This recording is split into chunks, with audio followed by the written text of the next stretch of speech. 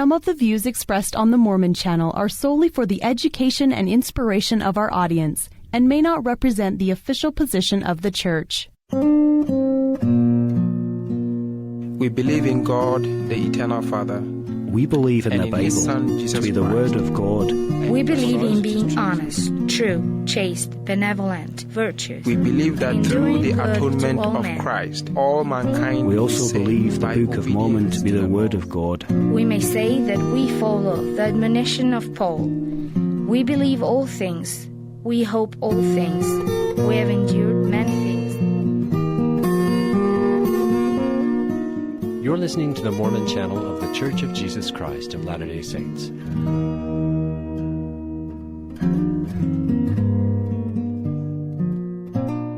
Welcome to Why I Believe. I'm Rick Starr.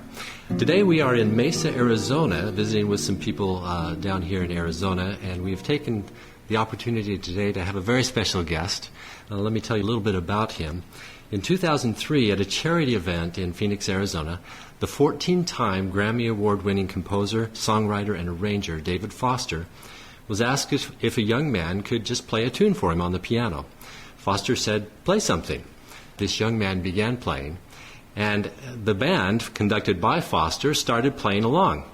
Foster saw great passion and expression in this young man's playing, and even invited him to open for the concert that evening.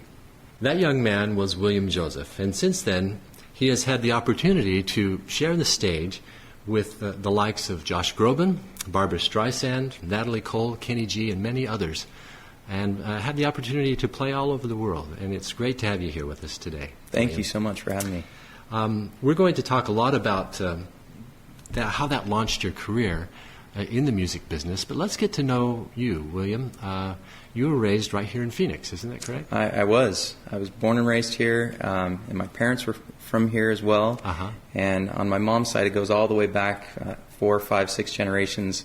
And my ancestors actually come from Levi Hancock and Solomon Hancock, and so there's some church history in there too. So yeah, we go back a ways here. That is really great.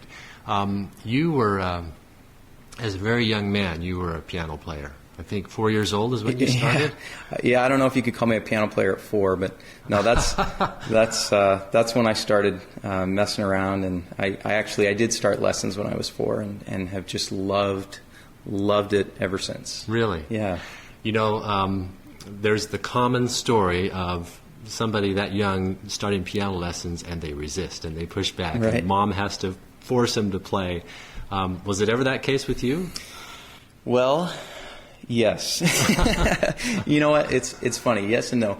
I always loved playing. Like, I never wanted to stop playing. I didn't always love practicing, and it was hard, sacrificing playtime for practice. So I just wanted to. I always saw myself as just wanting to be a normal kid and wanting to play and have fun.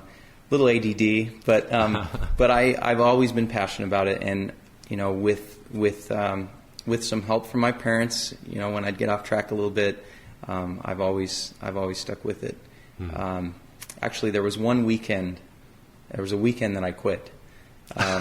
That's all? My parents, it was in the teenage years when I started having a really hard time sticking with the practice, believe it or not. And my parents had this thing where, okay, as soon as you get your hour or 2 hours, whatever it was at that time, as soon as you get that done, you can go out and play or hang out with friends. But if you don't get it done, that time that you didn't do is going to carry over to the next day.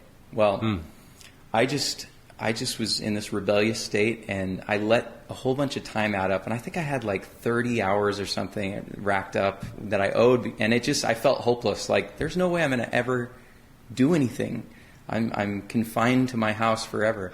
And so I just said, you know what, I quit. I'm done. I went to my piano teacher, told her I was done. It was this huge ordeal.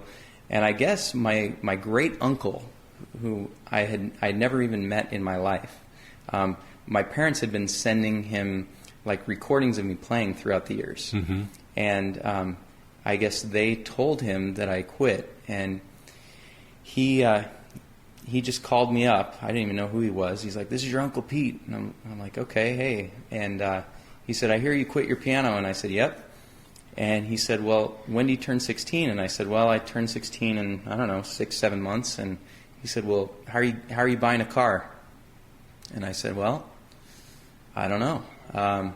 And he said, "Well, I'll tell you what, if you start up again, I will start practicing and send me a log of your practice time for the next 6 months. I will send you $1,000 a month until you turn 16 so you can buy a car."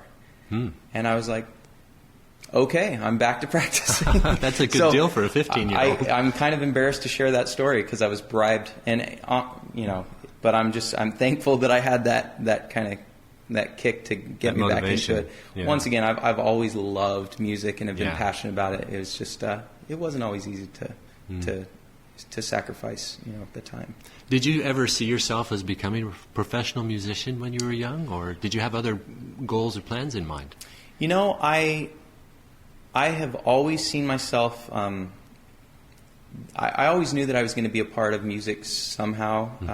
With piano, I knew but I didn't know exactly what I wanted to do. I knew that I wanted to write music, and I wanted it to involve orchestras, but I wanted to perform too, with that music. And I came from training from my classical piano teacher. She's a graduate from Leningrad Conservatory in Russia.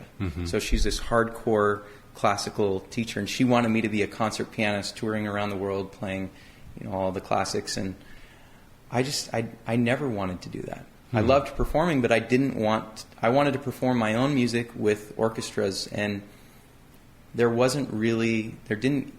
didn't at the time see a way that was even possible. Like, how do you get out there with orchestras and tour? So I didn't know exactly which direction I was going to go or what my career was going to look like, and I certainly never thought I would be a recording artist, touring like I am now, and I just feel so blessed that I'm doing what I do. But I always knew that I was going to be involved with music somehow. Somehow, yeah. Well, you had to be at a certain level anyway to qualify. Didn't you have to qualify to study with this teacher? I mean, she like you said, she was hardcore classical. So she was hardcore classical. The story committed. is kind of funny, how the two of us connected. So the story goes, according to my parents, that when I was 4, my favorite show came on at the time called Fraggle Rock, and the theme song came on, and I just loved this song apparently, and I ran to our toy room and grabbed this little toy piano and threw it in front of the TV, and I guess I started playing along.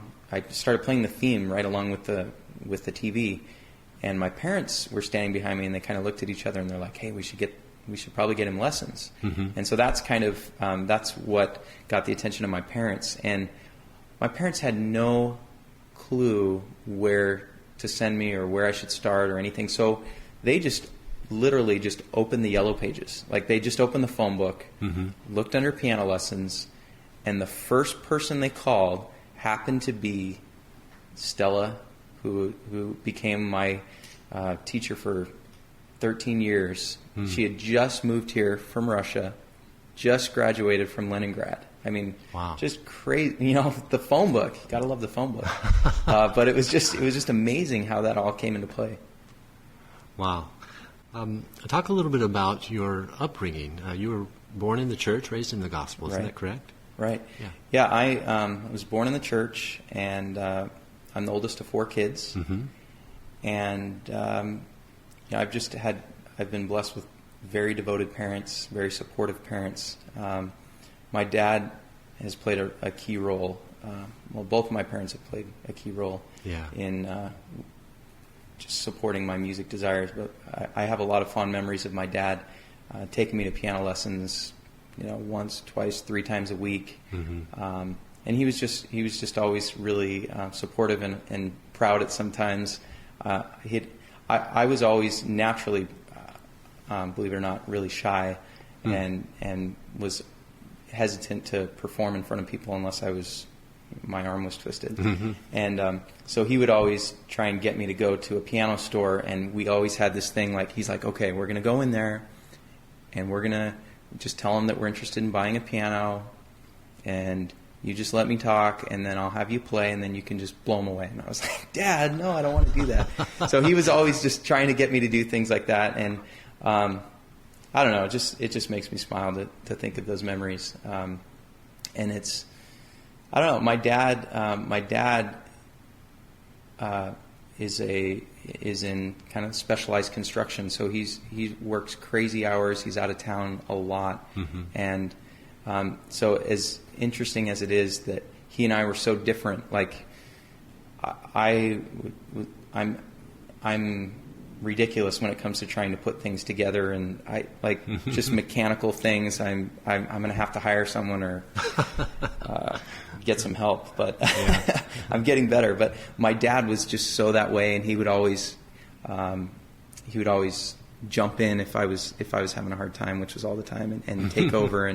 But it's so amazing that we were in such different places, yet we still had that bond musically, and so I just have great memories of my parents and the support that they've given to me and to the rest of the kids. That's wonderful.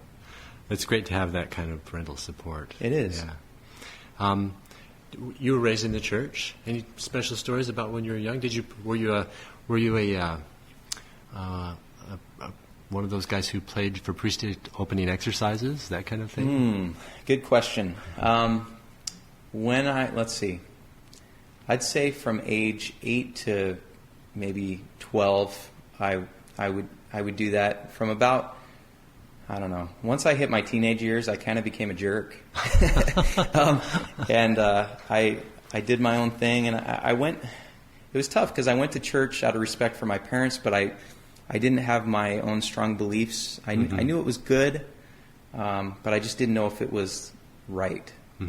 Like 100% right, but I went, and I knew it was good, and I just didn't want to disappoint my parents, and so I would do music throughout my teenagers at church things when I was asked, but it was I don't know. There were a few years where it wasn't as much. Yeah. Well, it's not uncommon in teenage years. There's that sometimes will happen. And there's a time in a person's life where you've got to discover for yourself, and I think that's one of the blessings of the gospel is that it offers that promise that a person can individually and on their own approach their Heavenly Father about the big picture of the plan of salvation and the gospel in their lives. Was there any time like that for you in your life when that? Yeah, there was. There definitely was. I was about 18 years old, and my cousin, he asked if I would play the piano for his mission farewell, and I thought, sure, I'll do that. So I showed up, and I got to the church a little bit early, and I overheard this couple talking to the bishop, and they had just been married in the temple the night before, and I couldn't take my eyes off of the couple. Like, they were just absolutely glowing, and there was just pure happiness and joy and just light beaming from them. And I had never really noticed that kind of a thing before, and it just hit me so hard. And after that, I ended up going into the sacrament meeting, and I was sitting in the very back, and I saw this couple a few rows ahead of me, and I just kept looking at them, and I was just intrigued, and I just thought, you know what? That's what I want. I want what they have. I want to be married to somebody that's righteous, and that I want to be married in the temple, and I just want to do the right thing. And I started looking at myself, and I thought, how in the world am I going to pull that off? And so my mind started going, and the thought came to me, well, I'd have to be a returned missionary to pull that off. Like, I don't even know. I don't know what else to do. And then it just really hit me hard, like a ton of bricks. Like, I need to go on a mission. I need to go on a mission. And then it shifted from wanting to go on a mission, for that to just, I am supposed to go on a mission. Like, this is what I'm supposed to do. And it just hit me so hard that not only am I supposed to do that, but this is right. This is God's church, and this is what I'm supposed to be doing. And by the end of that sacrament meeting, I walked out and I went up and I just hugged my cousin, and I just said, "Thank you so much for having me come." And I said, "It's been a while since I've been to church, and I've decided today that I'm coming back and I'm going to go on a mission." That's wonderful. And I don't care. I'm going to put my music on hold. I'm going to put everything on hold, and I'm going to get a lot of people. I'm going to put a lot of people in shock, including my parents. But I'm doing it, and that was a huge change. And I've never looked back. And it was just amazing that one moment. It truly was a miracle. It was nothing that was said in the meeting. It was just the Spirit, and it just changed me. It changed the person who I was, so much so that when I got back in the car to drive home, and I was just feeling so overwhelmed with peace and just joy and excitement, all of a sudden when I turned the key, this blasting rock music came on that I had been listening to on the way there. And it hurt me to listen to that on Sunday when I had just come out of this spiritual experience. Like, I just didn't want to, it wasn't the right time to be listening to that kind of stuff. Instantly, like, how I spoke changed. My friends changed. Just everything just changed from that one moment. And so I know that that choice to decide to come back to church, to go on a mission, and my testimony about the church, that those things are true, and that, like, I can't deny it. And so it was quite, it's very memorable to think of when I came home. I was so charged and excited. I remember my mom was, like, standing in the kitchen doing dishes or something, and I was like, "Mom, you're never going to believe this." And she's like, "What?" And she kept, washing the dishes, and I said, "Mom, I'm going on a mission." And it didn't even faze her at all. She just kept washing, and she goes, "Yeah, right." And and I was like, "No, Mom, seriously, I am going to go on a mission." And she goes, "Yeah, right." And I started getting angry. I was like, not angry, I was like, "Mom." And I said it really kind of forcefully, and she turned off the water, and she looked at me, and I just said, "I am going on a mission." And she said, "You're serious, aren't you?" And I said, "Yes." And I told her the experience, and I don't know, it was just, my dad was, honestly, he hadn't served a mission. His parents were converts, and that wasn't instilled into him. And he questioned it. He said, "Well, what about your music? Like, you're in the middle of doing all this amazing stuff with the music. You've got this and this and this going. You can't just leave it." And I said, "You know what? My music can wait. Like, I need to do this, and I'll get back to it when I get home." And that's what I did. Wow, that is a wonderful story. Let me just remind our listeners, you're listening to Why I Believe on the Mormon channel of the Church of Jesus Christ of Latter-day Saints. And our guest today is William Joseph, who is a wonderful piano player and has had some great opportunities to share the stage with great artists throughout the world. And it's great to have you here with us, William. Thank you so much for having me. The story you just told, I think is really wonderful because it illustrates that point that, there is a time in a person's life when they don't have to live on a borrowed testimony anymore. Right. And it can become personal. And it's just wonderful to hear that. You had mentioned that your dad was concerned about your music career because that was kind of the path you were on. Did your music career suffer at all for going on a mission? Or do you No, and if it only was enhanced. And I have to tell you, at first, right after I got my mission call, it's so funny. I remember just leading up to this. I remember shortly after I was praying, Heavenly Father, please, look, I was never planning on going on a mission, so please, this is where I want to go, please. Like, as if I'm trying to work a deal. Like, look, I'm doing you a favor. No. But I just remember pleading, like, please, I want to go foreign, I want to go outside of the country, but I don't want to learn a new language. I want to focus on the gospel. I want to learn the gospel and not worry about language. Mm-hmm. And so anyway, to my surprise, when I opened, in my prayer, I was like, I want to either go to Australia or to England. That was kind of what I foreign threw out. but English speaking. Yes. Uh-huh. And I opened my papers, and sure enough, it said, you'll be serving in the Perth, Australia mission. Really? And I just freaked out when I saw that. I was just like, oh, I can't believe that. Like, I was kind of kidding, but thank you. But I was just so excited. And a really big challenge that I was faced with right away after I found out what the mission was is I immediately called the mission president to find out what kind of music was allowed, because I wanted to stock up and get my arsenal of music that I would take with me. Mm-hmm. And he responded just in a very matter of fact way. The missionaries don't listen. We're not allowed to listen to any music. Mm-hmm. No music at all. Yeah, and I said,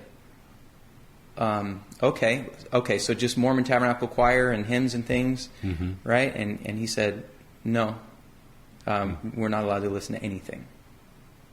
And I just about fell over. Mm. I was almost in tears, like thinking of the idea, like how crazy is that we couldn't do it. And mm-hmm. I learned why there was that rule, and people had abused a lot of different rules there and had gotten out of hand. But that was a big trial for me to even in preparing to go. Mm-hmm. But I went, and I had so many opportunities to play for things. And it's so funny. People just assumed because I played the piano that I would know how to arrange music for choirs and for other instruments and all these different things. And I would surely know how to conduct and direct and all these different things. And I had to step up like in a major way. And I was put in positions where I had to create big choirs and I had to create all these different things. And it was a huge learning experience. Like, wow. I never would have learned that at home. Like, I just wasn't in that position at home to be presented with those opportunities. And I ended up just having so many opportunities. And I always wanted to make sure that there was a healthy balance between me playing at events and firesides and church meetings and things on my mission and being a missionary. Mm-hmm. Because if I said yes to every single opportunity that was out there by the members and everything, that's all I would be doing. And I just wanted to make sure that I was doing what God wanted me to be doing. Mm-hmm. And so my personal kind of motto in my mind was, I want to be a missionary that plays the piano, not a pianist that plays a missionary. Mm. And so I always just tried to be, just really kind of follow the spirit of each situation and say, okay, should I do this? And of course, if I was asked to by my mission president, I'd be, yes, sir. But, mm-hmm. but it could easily get out of hand. So it was a balancing act. Towards the end of my mission, about 3 months before I went home, I came down with a really severe case of mono, and everybody gives me a hard time because that's like the kissing disease, and I was a missionary. It wasn't that, I promise. So I got mono, and I can't even describe how just immobilized I was. I was just in bed and was tired. I was just tired just laying there. And I just remember it was so bad, I would just sit up to go get something, and I'd sit back down, and I'd be breathing hard, and like I'd just have to lay there. So anyway, this went on for 3 months. I was bedridden. And while this happened, my mission president asked, he said, what if we get you some recording equipment while you're in your apartment, and we'd like you to make a mission CD, and we can have all the people, all the firesides and things that you've done over the last couple of years with different guests and with different singers and instrumentalists.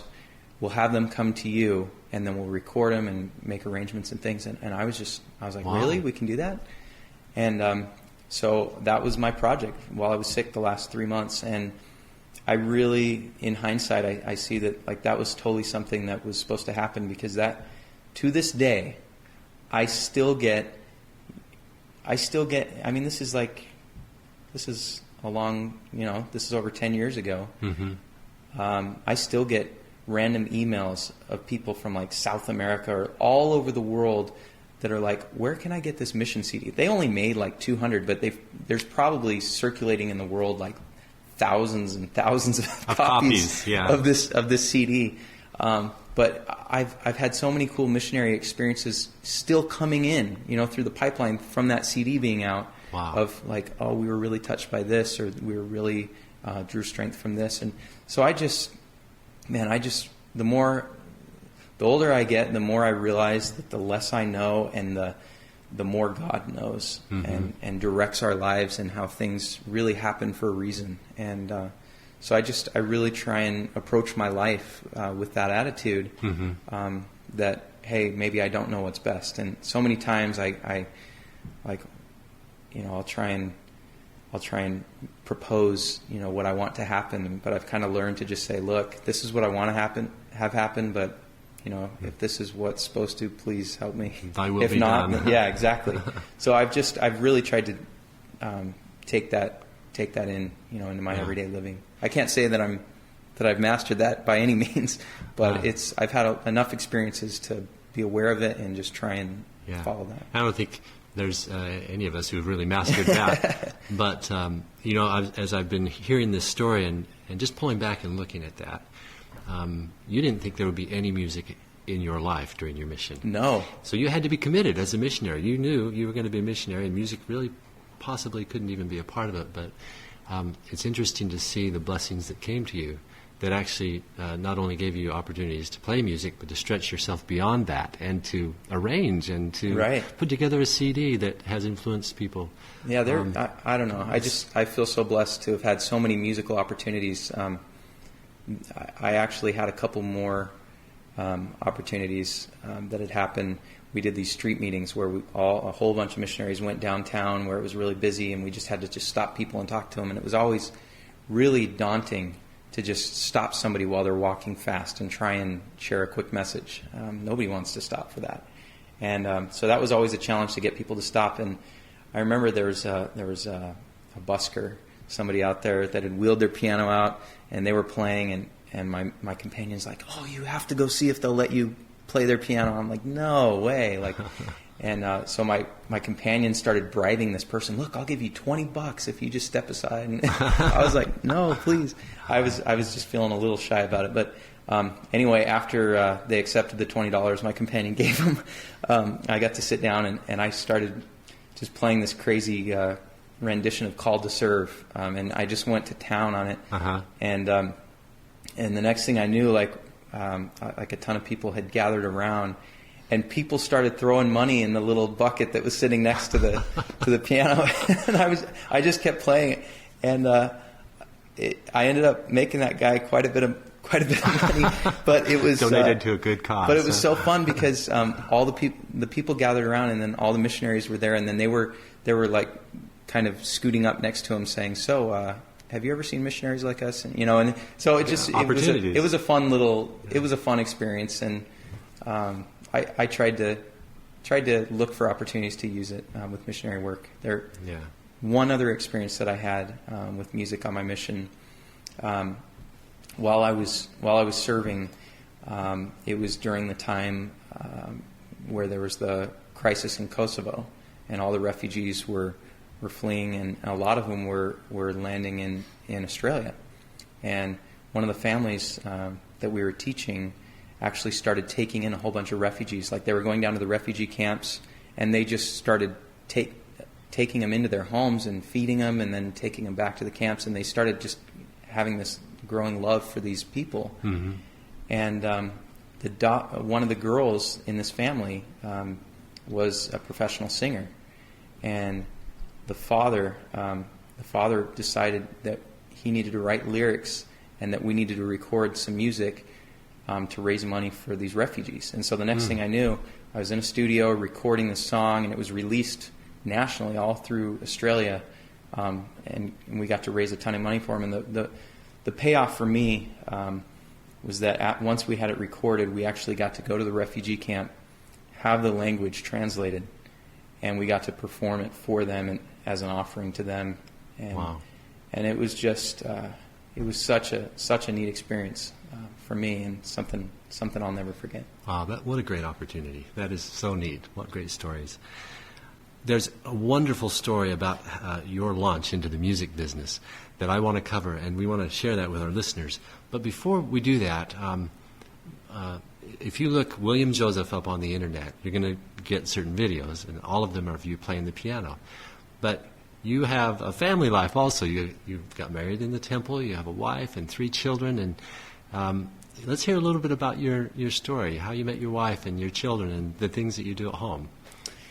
Well, I met my wife when we were 13 years old in Sunday school, actually. Uh-huh. And I was a long-haired dude that just walked in. I was the new guy, and I saw this really cute girl sitting in Sunday school class, and I was like, I'm going to go sit by that girl.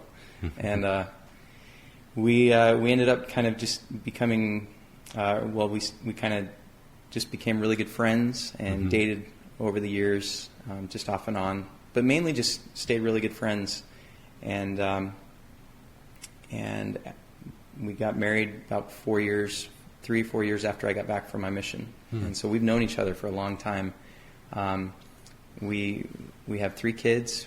We live in Northwest Phoenix, and just loving it. You were telling me, William, just before we started recording today about something that I thought was really interesting is that you have chickens at your house. Yeah. Tell the story about how that got going started. there with that. Oh man. So don't get me wrong. We live in a residential area. We do not live on a farm. And this is all my wife's fault. She got this idea that it would be fun to hatch little chickens, little chicks. We got a little incubator, and she wanted the kids to see the experience, enjoy the experience and everything. And so it started there. So, ladies, if you're thinking of doing this for your children, it just starts here. After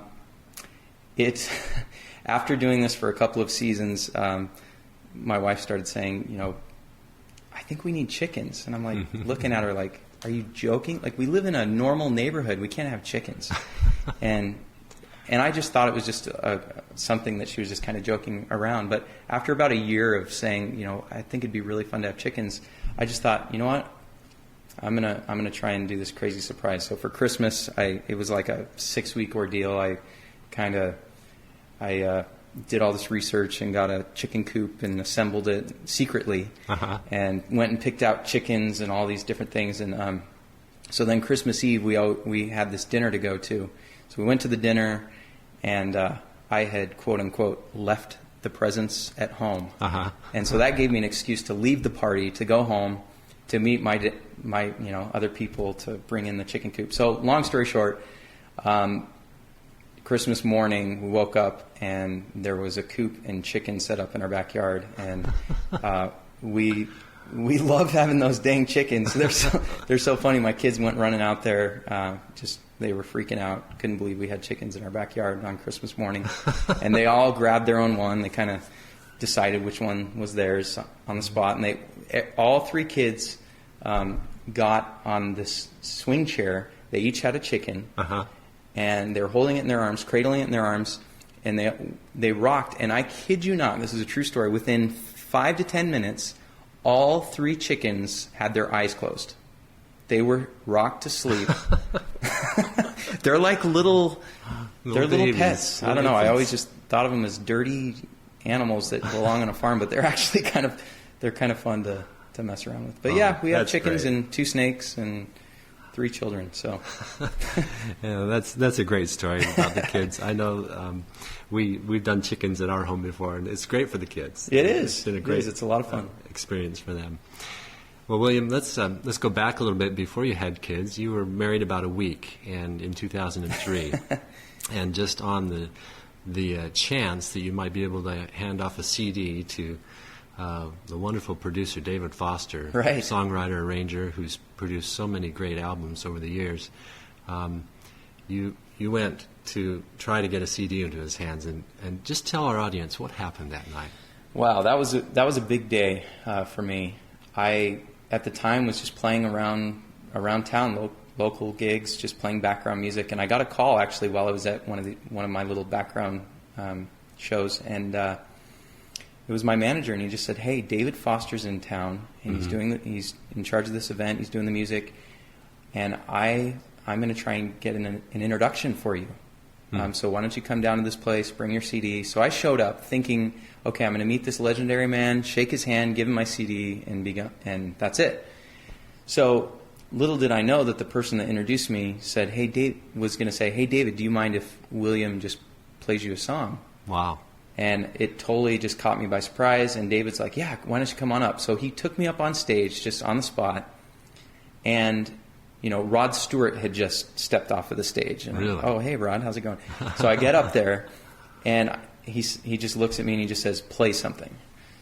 So I just start playing the song that I wrote, and it's this upbeat song. It's called "Within." Mm-hmm. And about 10-15 seconds into it, it's really rhythmic.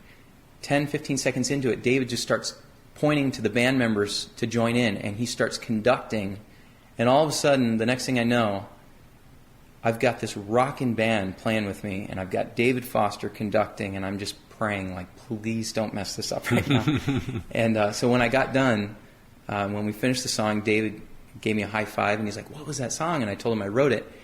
And he said, "You're going to come back tonight, and you're going to open the show." Wow. And like you said, I had been married for 1 week. We had just gotten back from our honeymoon, and I had just joked with my wife before I got there. I was like, "Yeah, he's going to invite me back tonight, and we're gonna be friends by the end of the night." And I was really totally happened. just being facetious. And so I called her, and I was in panic mode. I couldn't even talk. I was like, "Do you have a nice dress?" And what was this benefit? That It you were was playing at? Muhammad Ali's Celebrity Fight Night, and so it's the biggest event here in Phoenix. It happens every year. Rod Stewart, Reba McEntire, all these big celebrities, and it was pretty intimidating. And I had never done anything like that. I'm a piano player. I'm not rocking out with bands, and I was in a rock band when I was in high school, but that was different.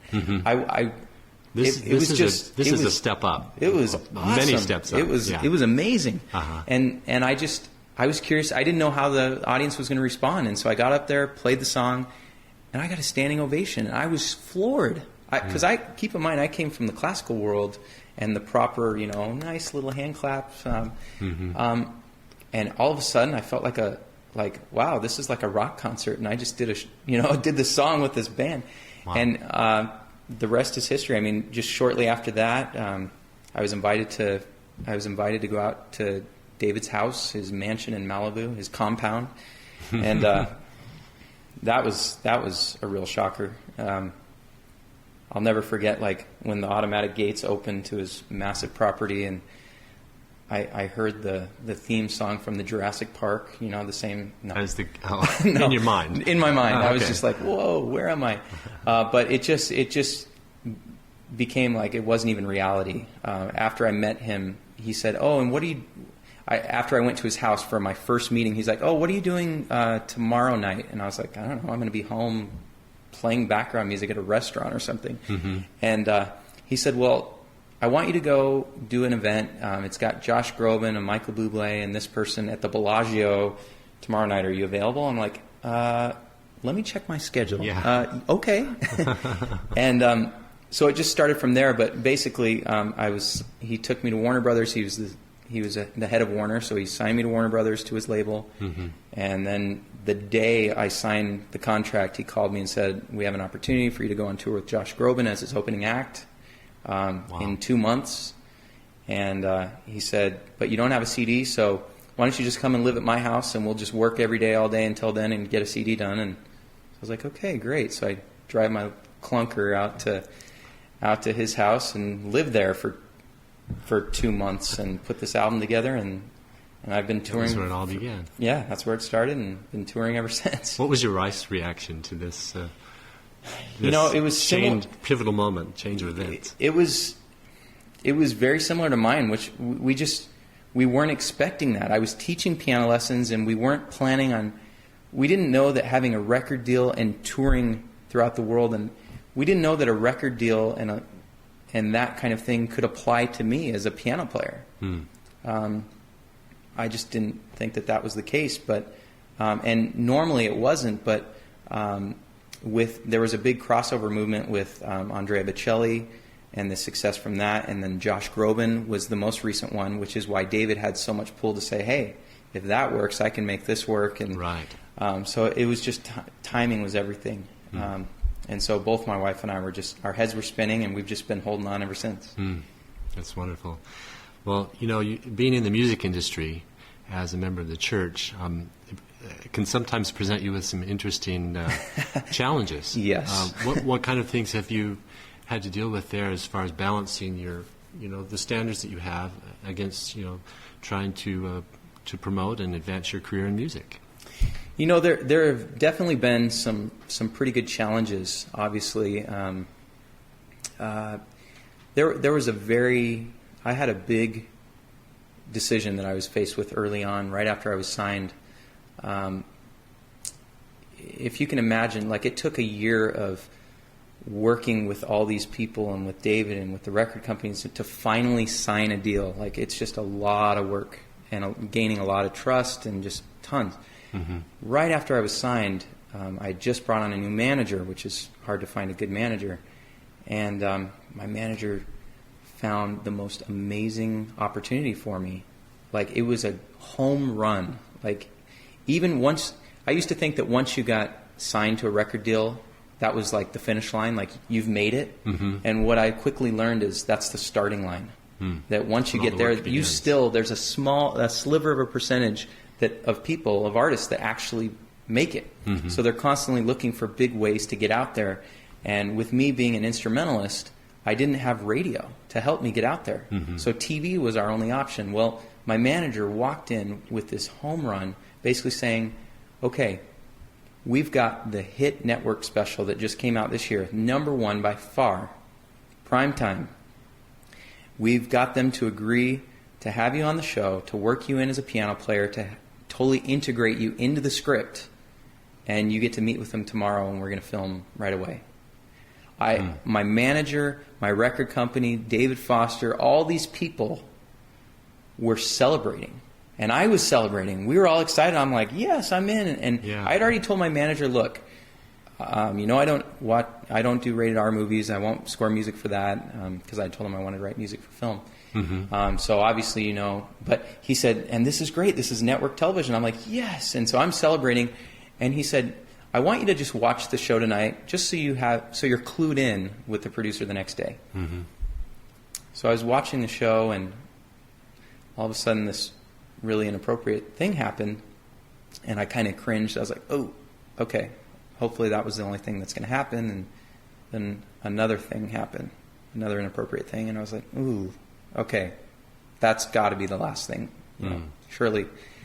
And the whole show, it just ended up just being against everything I believed. And I just sat there with my wife, and I was just like, what do we do? Here's this huge opportunity. Everybody's celebrating. All the record companies excited. And I literally have a choice between, riches and success, or choose the right. And I deep down, I knew what I should do, but it was a really, really hard decision. That was one of the hardest decisions I've had to make, because it was literally laying in front of me. And you were new in the business. I was absolutely new. You can't just be a diva or dictating what you'll take and what you won't take. Yeah. And it was tough. And here I was, while I was watching this, living at David Foster's house as he's helping me in so many ways. And I had to tell the guy the next day. I decided I'm going to have to tell him, I can't do it. I won't do it. And so I sat him down. He was the one I was most afraid of. Yeah. And I sat him down. I just said, David, I watched the show last night. I'm Mormon, and I watched the show, and it goes against everything. And in the middle of me telling him why, he saw where I was going, and he interrupted me, and he said, William, don't do it. And he just said, your morals will serve you well. And I was in shock. I could not believe that he supported me with that. that much. I mean, I thought for sure it was going to go down in a really bad way, and it actually turned into an amazing missionary moment. Like a few weeks later, I had a really big performance in LA, and after I performed, I was leaving the stage, and David called me up again, and he called me up and put his arm around me and just said, "Hey, everybody, I want you to know," and he's so funny. He's like, "William's a Mormon." And everybody, it's just like the shock value. Or he's trying to just say it in a dramatic way, and I just smiled, and I didn't know where he was going with this, and he said, "William had an opportunity to be on this show, and everybody knew it was the biggest show, and he turned it down because he's a Mormon." And all of a sudden, like, the whole room started applauding, and I was just like, at first I was feeling really awkward, with the whole situation, and then afterwards, I had tons of people coming up to me, shaking my hand, saying, "Great decision." Like tons of just Hollywood random people that you wouldn't think would say that. So it was just a really, it was empowering, and it strengthened me in my resolve to stand strong, and I've just, everybody knows that about me, and that like values are important.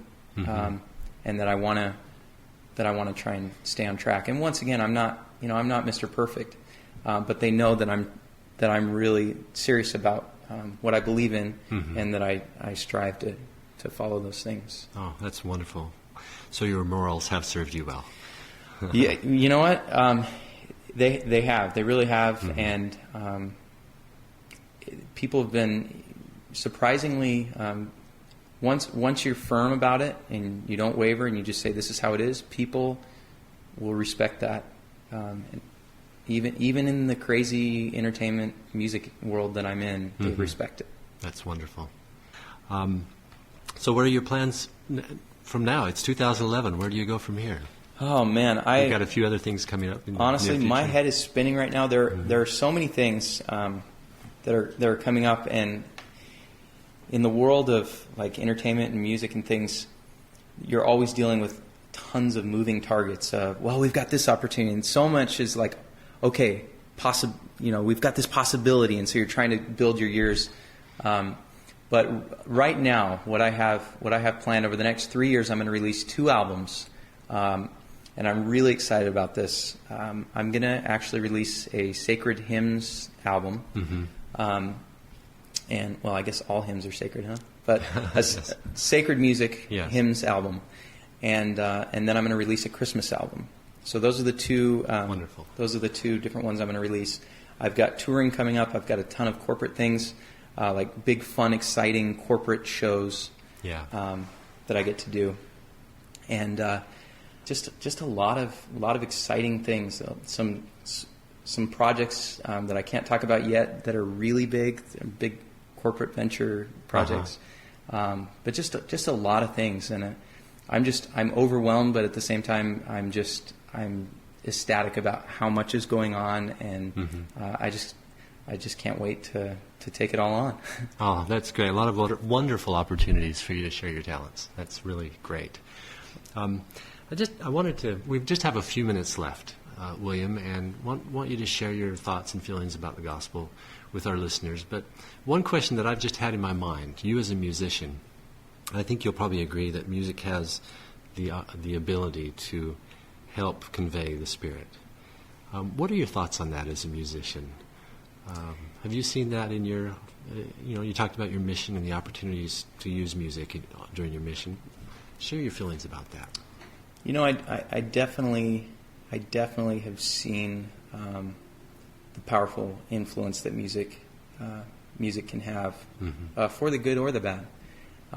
I've had a lot of amazing experiences where I've been playing like sacred music or just more spiritual music that have just touched people, and I say that humbly because I don't believe that it's me that's touching these people. I believe it's the Spirit, and I feel really blessed to be able to be a part of that. And so what keeps me going, in the middle of all the crazy travel and the crazy life of running around, and it's tough. After shows, getting to talk with the people, and there's always a few people that will come up to me. And once again, I say this humbly, that will come up to me and just have tears in their eyes and just say, I was really moved by this song. It really touched me, and sometimes they don't know why. And I just thank them, and it's just, I've watched music, specifically sacred music, just pierce through barriers of people. Mm-hmm. I remember even shortly after my mission, I had an opportunity to play in a mall and sell my CD just randomly before the record life, and I remember there was this one man, and he was covered in tattoos, had a beard, just had a hard look to him. Mm-hmm. Somebody you wouldn't want to mess with. And I remember I stopped him and I just said, no, actually I didn't even stop him. I was playing and he just stopped on his own. And he came up to me, this hard, scary, tough-looking guy, came up to me with tears in his eyes, and he just said, your music has just totally moved me. And that was, it seemed like it was a powerful experience for him, but I have to say that was a very moving experience for me to see that, music, when it's played in the right way and it's in a sacred way, that it really can touch people and pierce people, even in being instrumental. And so I take, I feel a responsibility as a musician to present music that wouldn't interfere with that. I mean, yes, mm-hmm. there's a time and a place for lively music and exciting music, mm-hmm. But I feel a great responsibility for that, and it's because of my beliefs. And I have an absolute strong testimony and knowledge that this church is true, that it's actually led by a modern day Moses, like a living prophet, mm-hmm. and that is so exciting for me, to know that there's actually a living prophet that guides the church, that we're not left in this crazy world to just wander, that there is a way that we can find truth. And I've also gained a strong testimony in being led by the Spirit, that in everyday decisions and in choices that we make throughout our lives, that we can be led, whether it's to go on a mission, whether it's to make a career choice, whether it's who should I marry,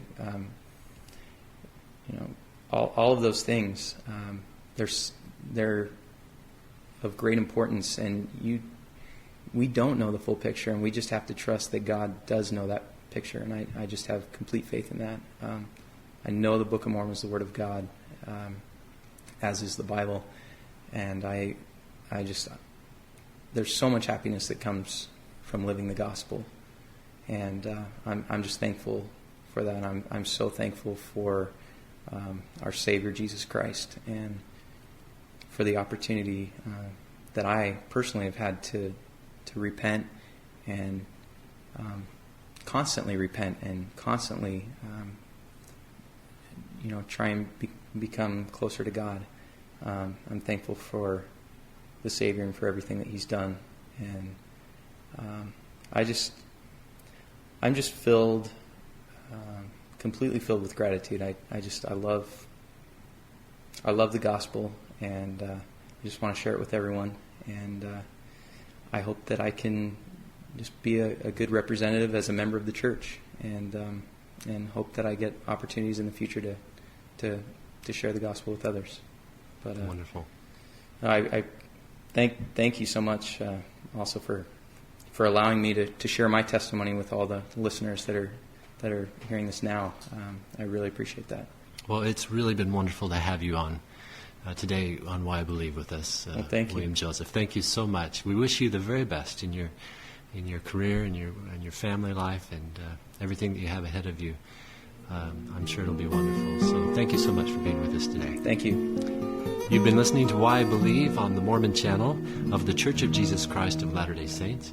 For more information about this program and others on the Mormon Channel, please go to mormonchannel.org.